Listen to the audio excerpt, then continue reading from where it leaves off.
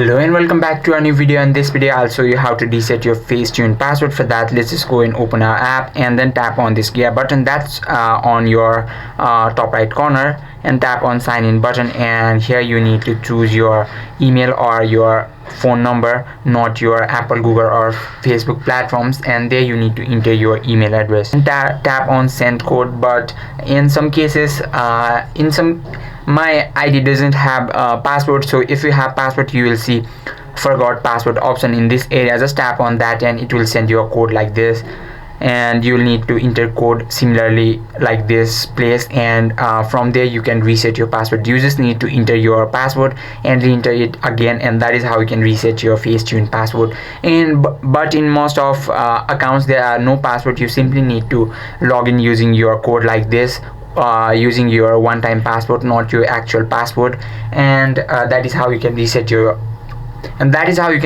Facetune password. I hope this video helped you out. If you have any questions or queries, just let us know in the comment section. Thank you for watching.